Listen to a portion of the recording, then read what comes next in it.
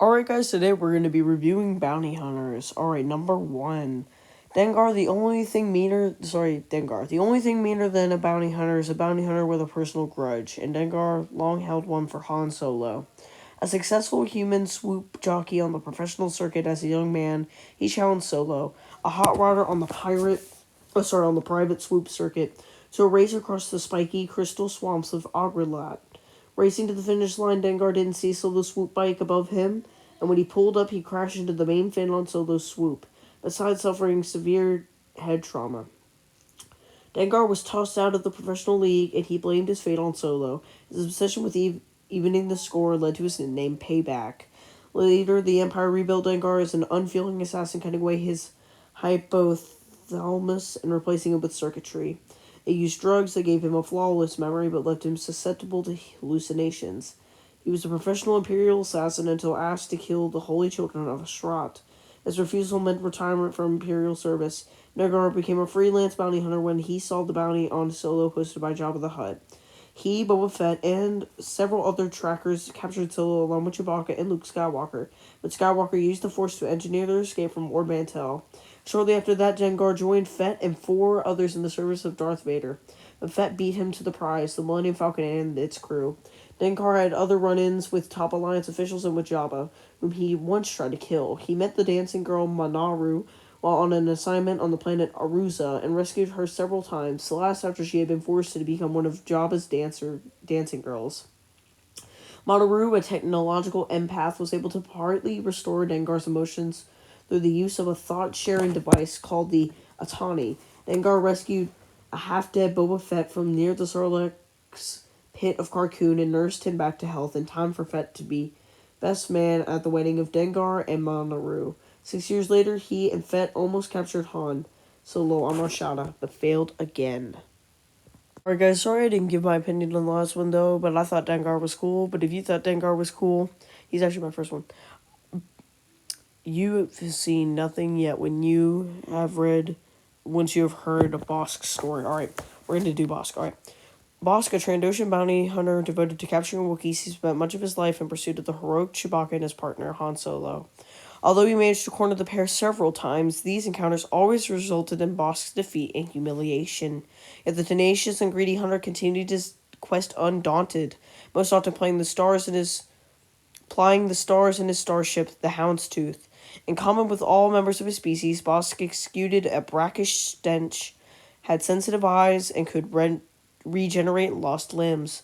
Bosk was so vicious that he even murdered and devoured his father Kratos, leader of the Bounty Hunters Guild. Like most of the bounty hunters hired by Darth Vader to capture Han Solo, Bossk held a special hatred for the smuggler and his Wookiee co-pilot. Years before the Battle of Hoth, Bossk had become obsessed with capturing and skinning Chewbacca, one of the most feared Wookiees in the galaxy. When he finally cornered Chewie, who was aiding Wookiee slaves, Han Solo intervened and rescued the entire group. Humiliated, Bossk vowed to exact revenge. After heeding Vader's call, Bossk was led astray by a Wookiee bounty hunter named Chen Lembek. Chen claimed to know Chewbacca's location, but he and his human assistant, Tinian Iat, betrayed Bossk and presented the reptiloid to Imperial forces. Bossk then found himself in the clutches of an Imperial governor who planned to execute the Trandoshan in order to fashion a reptile skin dress for his wife. Bossk escaped this fate, and after Boba Fett captured Solo, he reappeared and pursued Fett across the galaxy in an attempt to steal the smuggler's frozen prize. Fett ultimately escaped and delivered Solo to Jabba the Hutt.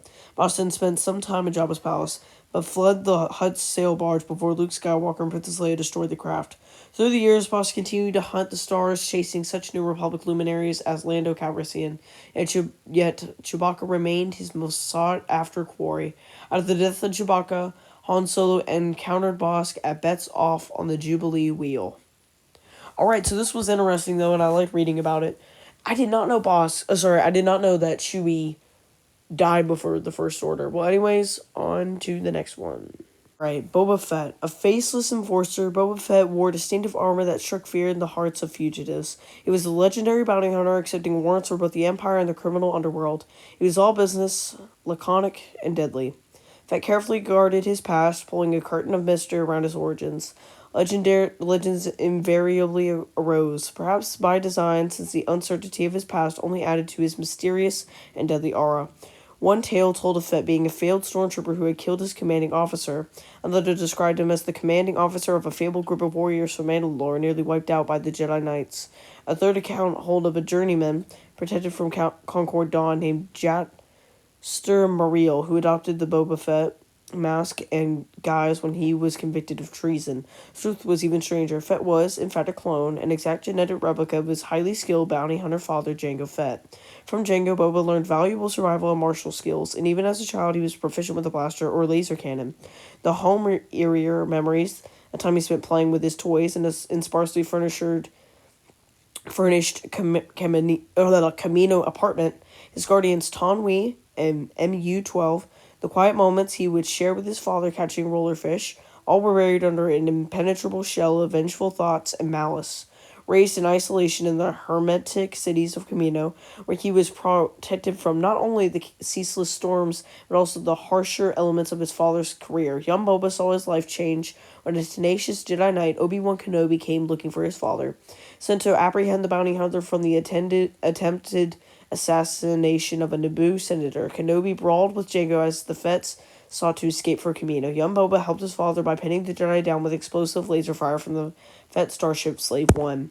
Fleeing, the Fetts journeyed to Geonosis, where Jango's benefactor, Darth Tyrannus, resided. Boba watched as his father's enemies were sentenced to death, but Jedi proved very hard to kill. A huge battle erupted as Jedi reinforcements stormed Geonosis to free their colleagues. Jango entered the fray, only to be killed by Jedi Master Mace Windu. Boba was shocked to witness his father's swift death, and he quietly cradled Jango's empty helmet as Geonosis erupted into all-out war. After Jango's death, Boba picks up the pieces of his shattered life with the help of his Black Book, an encoded message until unit written by Jango with instructions for survival should Boba ever find himself alone. After the Battle of Geonosis, Boba quietly buried his father's body on Mandalore and marked the grave with a simple JF. He sought out his father's benefactor, Darth Tyrannus, who had the remainder of Jango's stipend, and then Boba began to prepare himself for his future life. Like his father, Boba dressed in fearsome armor of Mandalorian design. This battle-scarred suit was the latest in a heritage that could be traced back 4,000 years, the days when clans of Mandalorians fought against the Jedi during the Great Sith War. The armor was heavily modified with numerous hidden and deadly features. A T-shaped visor set in the helmet incorporated a microbinocular viewplate. The rest of the helmet featured a temple-mounted broadband antenna, motion and sound sensors, an infrared device, and an internal comlink connected to his ship. The armor was equipped with a rocket pack for fast escapes. His gauntlets contained a flamethrower and a whipcord lanyard launcher. His knee pads concealed rocket dart launchers. Several ominous braids hung from his shoulder, trophies from fallen prey. That underscored his lethality.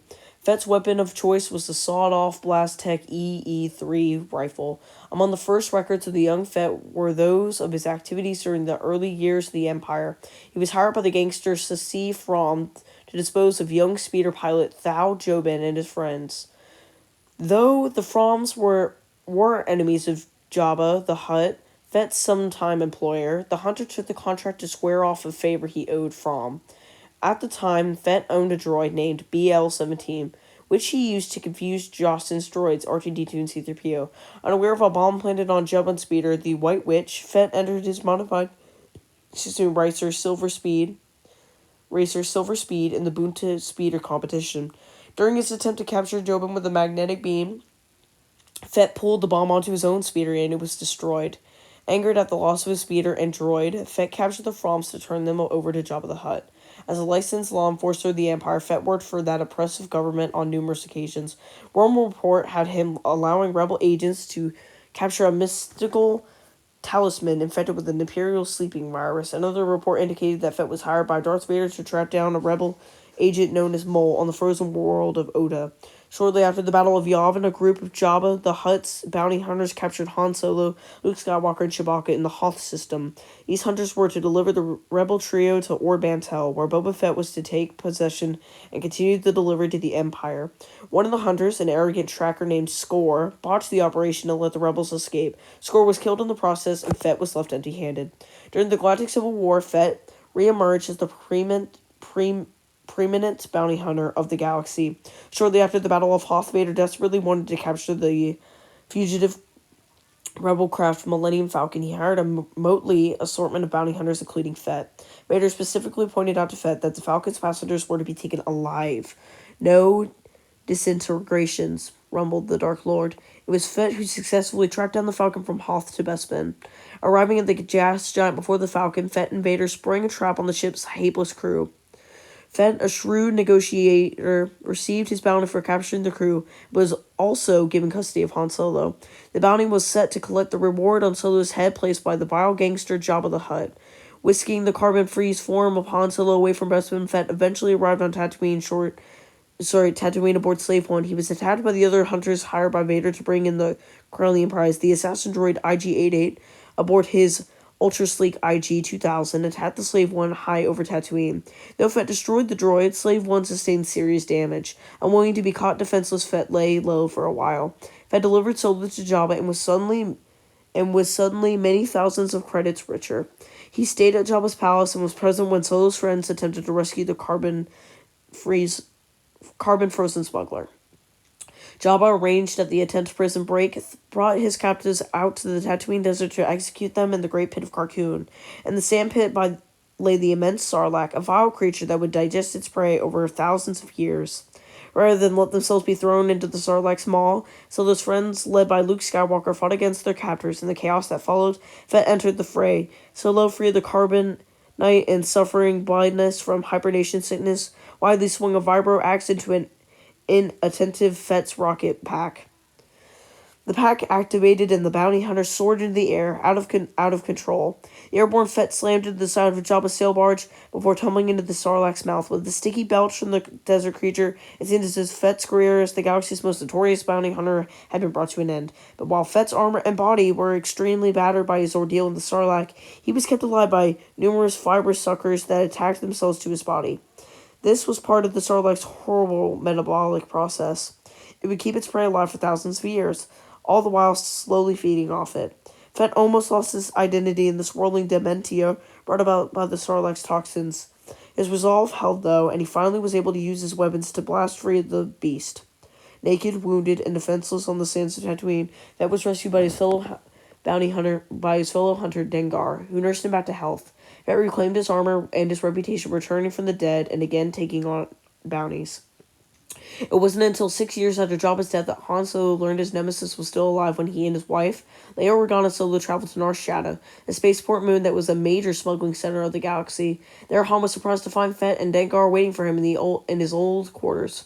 In a hall of blaster fire, Leia and Han made it off-world, escaping an old friend, Sala Sen, Starlight Intruder. Later, in another encounter on the planet, Fett shot Chewbacca in the side, but the Wookiee managed to rip off Fett's helmet and send the bounty hunter flying. Fett recovered quickly and pursued the Millennium Falcon through the floating space debris of Nar Shaddaa. Han entered an interstellar gas cloud and because Fett's ship had been damaged, Fett couldn't pursue him. A few days later, the Falcon emerged, shot at Fett, and sent his ship spinning out of control into the gas cloud. Once again, the hunter and hunted parted company. Fett later caught Solo on Jubilar, but the two decided that they had been adversaries for too long to kill each other, and they went their separate ways. Fett returned many times to Kamino, where Taun We secretly had been growing replacement body parts for the bounty hunter. She asked him to hunt down and destroy Fen Shissa, as it had been Shissa who participated in the devastation of Kamino near the end of the Clone Wars. Years after the final hunt, Fett went to Mandalore to assume control of the Mandalorian protectors. He found himself elevated to the position of Mandalore, the leader of the Mandalorian warriors, and ostensibly the ruler of Mandalore itself. When the Yuuzhan Vong began their invasion of the galaxy, Fett and his Mandalorians worked to protect their planet before setting out to do as much damage as possible. From a base on Kalula Station, they worked to thwart any incursion of the Yuuzhan Vong into the Tion hegemony. When Han and Leia Organa Solo arrived at the station with rescued prisoners from Selvaris, Fett removed his armor and introduced himself as Hearn, as Solos couldn't place the face. The Yuuzhan Vong launched a ferocious assault on Kalula Station, and Fett and his soldiers worked tirelessly to ensure that the Solos safely escaped and returned to Mon Calamari with the prisoners. 10 years later, Fett's body was rapidly deteriorating. His liver was failing and his tissues were riddling with tumors. A doctor gave him just a year or two to live. There was no help this time from Taun We, since she had disappeared. Fett decided to locate his daughter Ailyn, who had been born during a 3-year marriage to bounty hunter Sinsta Bell, but Aelin had vanished, secretly taking on Corellian successionist Thrak Sal Solo's bounty on the heads of Han and Leia. Aelin's daughter Murda Gev approached Fett without revealing that she was his granddaughter to enlist him in the search for her mother. She accompanied the 71-year-old Fett when he took on the job of assassinating Thraken, firing the first 3 shots into Sal Solo's head. It was then that they learned that Aelin had been captured, tortured, and killed by Jacen Solo. After confronting the animosity his granddaughter held toward him, Fett realized that it was time he reclaimed his Mandalorian roots.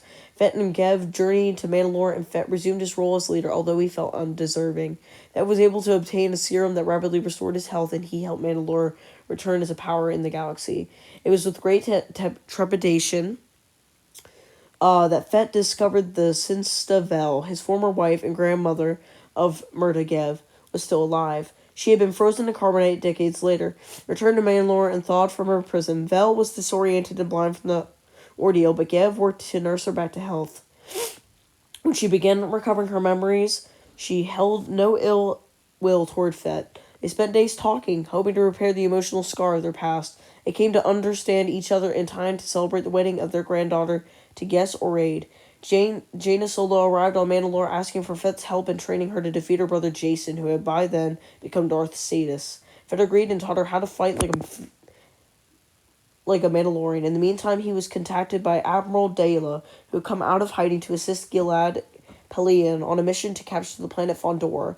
Daela was Pellaeon's secret backup, and she wanted the Mandalorians to provide additional firepower if necessary. With the ships of both the Galactic Alliance and Imperial Remnant refusing to follow Jacen Solo's increasingly belligerent commands, and the sudden assassination of Pellaeon by Solo's apprentice Tari Vila, a group of opportunistic Imperial moths tried to take over.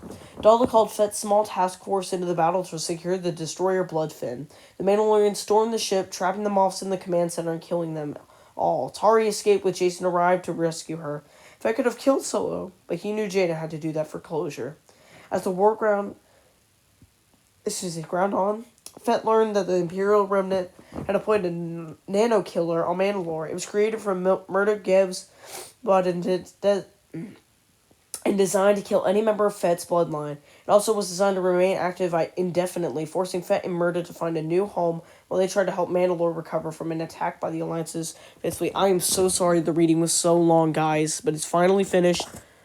Alright, anyways, I thought Boba Fett is cool. He is one of my favorite bounty hunters. Alright, on to the next one. Alright, guys, this time we're going to be reading IG-88. Alright, an assassin droid manufactured by Halloween Mechanicals based on Follett design system plans several years before the Clone Wars. IG-88 was built to the specifications of Imperial Supervisor Gurdon and was one of the first 5 droids to enhance its sentience and escape from Halloween laboratories. The first IG series droid recognized itself as IG-88 when a sudden flash of sentience ran wild in its memory banks. After killing all the Halloween scientists on the IG project, IG-88 downloaded its complete programming into the other 4 droids. 3 of the 4 were exact copies, and they designated themselves as IG-88B, IG-88C, and IG-88D, and with the first droid assuming the designation IG-88A. The 5th droid was flawed and recognized itself as IG-72. After killing 23 Halloween employees during their escape, the IG-88s and IG-72 parted company.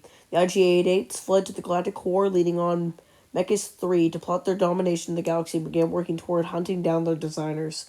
Their escape from the Halloween labs forced Supervisor Gurdon to issue a dismantle on-site order. The IG-88 droids became obsessed with Darth Vader when the Dark Lord of the Sith developed the Viper probe droid, manufactured on Mechas 3rd. Vipers were given extra programming that made them IG-88's advanced scouts. To avoid notice, the droid sent IG-88B into the galaxy as a bounty hunter, hoping to draw attention away from Mechas 3. IG-88B was successful and grew in reputation until he was commissioned by Darth Vader to hunt down the Millennium Falcon. After stealing the data stored in the computer core of the Executor, IG-88 realized that it could upload itself into the computer core of the second Death Star and take control of the weapon. IG-88B was destroyed on the Cloud City trying to intercept Han Solo. IG-88C and IG-88D, were destroyed over Tatooine trying to take Solo's carbon-frozen body from Boba Fett. IG-88A managed to complete its mission, insinuating itself into a fake computer core installed in the second Death Star. IG-88A planned to allow the Imperials to control the station for a short time, lulling them into a false sense of security before taking control. When the Rebel Alliance attacked at Endor, IG-88A felt confident that the Imperials would destroy the small fleet, but this assumption proved wrong. IG-88A was destroyed with the second Death Star. Another IG-88 droid somehow returned to Mechas 3, where it was discovered by Jaina Solo. Knowing the droid's bounty hunting ability, she reprogrammed it to search out Bernenthal. Now, I think this thing was pretty cool. I like it personally. And yeah, on to the next one. Last one is one of my most favorites. His name is Dirge, and we're going to read about him right now. Dirge, a bounty hunter who weathered centuries of violence and warfare to emerge as a merciless and nearly unstoppable warrior driven by ancient vendettas. He hunted for the pure sport of it to feed an insatiable bloodlust that spanned literally hundreds of worlds and almost 2,000 years. The humanoid in appearance, Dirge was a Jedi, a rare, nearly indestructible species with an unusually long lifespan. Some Jedi reportedly lived for over 4,000 years. The Jedi also became Dirge, was born 2,000 years before the fall of the Republic, and was regarded by his elders as an exceptional physical specimen at a young age. A prediction for aggression, coupled by witnessing bounty hunters in action, forever steered young Dirge into a lifetime of violence. For centuries, he studied under the most experienced and dangerous bounty hunters he could find. In addition to Dirge's frighteningly powerful physical abilities, he was a walking arsenal. He was proficient with ranged weapons like his twin blasters, melee weapons like a spiked flail, and thrown weapons like a set of energized bolas. Dirge's heavy armor included wrist darts and forearm-mounted energy shields that let him parry lightsaber attacks for short periods of time. Dirge often used an agile rocket pack as well as an extensively modified swoop speeder bike. About a millennium before the Battle of Naboo, when the galaxy was racked by warfare waged between the Jedi Knights and the Sith Lords, Dirge was in the employ of one of the few remaining Sith. And this time he squared off against many Jedi, learning their fighting techniques and developing weaponry and combat tactics to counter their moves. When the Sith were usually wiped out at the Battle of Ruusan, Dirge went into hiding to avoid Jedi reprisals. 900 years later, he was hired to kill the leader of the Mandalorians. So he succeeded, the Mandalorians struck back and managed to subdue Dirge. He was subjected to unspeakable torture before escaping or retreating to parts unknown to hibernate and recover. It took nearly a century to undo the damage the Mandalorians had wrought. When Dirge emerged from his slumber, he sought vengeance on the Mandalorians. He was cheated off his revenge, where he learned they were all but extinct. He soon found purpose, though. He had awakened to a galaxy at war, a galaxy where the Jedi Knights had led clone soldiers to battle against the automated troops of the Confederacy. The charismatic Count Dooku lured Dirge into his ranks, and the ancient bounty hunter relished an ironic twist in his quest for retribution, since the clone originated with a Mandalorian. In becoming Dooku's henchman, the bounty hunter was teamed with the Saw Ventress. The two were formidable adversaries for the Republic, and Dirge took the lives of many Jedi with great deal. Anakin Skywalker was finally able to destroy Dirge in the final months of the Clone Wars by trapping him within an escape pod and directing it into the heart of a sun. Wow, so dude, it was really hard to kill him. Well, anyways, guys, I'm going to end the video here. I'm so sorry it was so long, but thank you so much for watching to the end. Please consider subscribing, and it's free. You can always change your mind. Have a great day or night or whatever time you're watching this video. Please watch my other videos. I have many others. Well, a couple others, maybe 5 or 6. Well, anyways, enjoy them. Alright, good night. And the reason I do this is for fun and for you guys. Alright, bye.